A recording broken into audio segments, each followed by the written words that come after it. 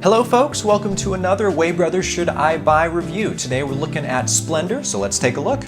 Alright, so here we are looking at Splendor. The main objective of the game is to earn victory points, indicated at the top left of the cards here, as well as found elsewhere in such items as the Noble tiles. How you acquire victory points is by purchasing these different development cards by the cost of the different little gems indicated on the right.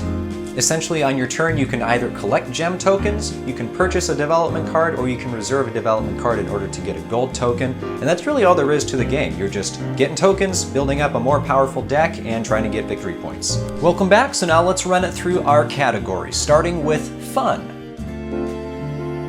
Splendor is pretty fun to play. It has a decent amount of strategy in it, but it's also not overly complicated, so you're not just going to be hitting your brain against the wall, unless someone takes the card that you were really hoping you could buy, but then someone else bought it before you. Then that stinks. But other than that, it's a fun game to play, so we're going to give it an 11 out of 15.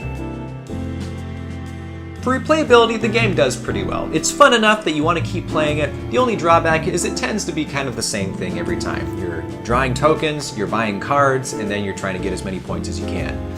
The one saving grace is the game does come with some interesting expansions that, strangely, it just makes the game go faster, but they add some unique components and different strategies you can play with the game. But for the base game, we're going to give it a 7 out of 10 for replayability. The game has a pretty nice overall design. For one, it has this cool little idea where you can get these plastic tokens. You can physically take them and then spend them in exchange for cards, so that's fun as opposed to just having some little tracker for how much currency you have in whatever manner. Plus, the game has a lot of nice artwork about it. The cards are really beautifully designed, and just it's a balanced gameplay. You never feel like you're really too far ahead or behind necessarily unless you're just a master player. But yeah, the game does decently, so we're going to give it a 7 out of 10 for design. In terms of production value, the game is kind of mid to upper tier. The main thing going for it, again, is these plastic pieces as opposed to paper or cardboard. So yeah, it does well. We're going to give it a 3 out of 5. For theme, Splendor has a unique twist to it because it's essentially just all about gems. I mean, you're gathering wealth, you're using that wealth to buy cooler wealth, and that's how you get victory points. So yeah, it's kind of a unique concept. We're going to give it a 3 out of 5. Finally, for price, you can find Splendor for anything from $30 to $40, whether it's on Amazon or eBay. It just kind of depends on the availability.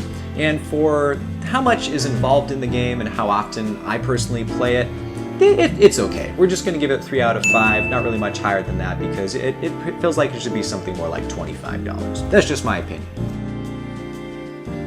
And that brings Splendor to a total score of 34 out of 50. Again, in order to recommend that you buy a game, we have decided the game has to get at least 30 out of 50, so Splendor does pass, so feel free, go buy it, enjoy it. Please subscribe, we've got a lot of the videos coming out, wouldn't want you to miss out any of those. Thank you guys so much for watching. Click over, check out some of our other playlists and videos that we have out for your entertainment. Again, thanks for watching, it's been Way Brothers. One of the main things is that you actually get to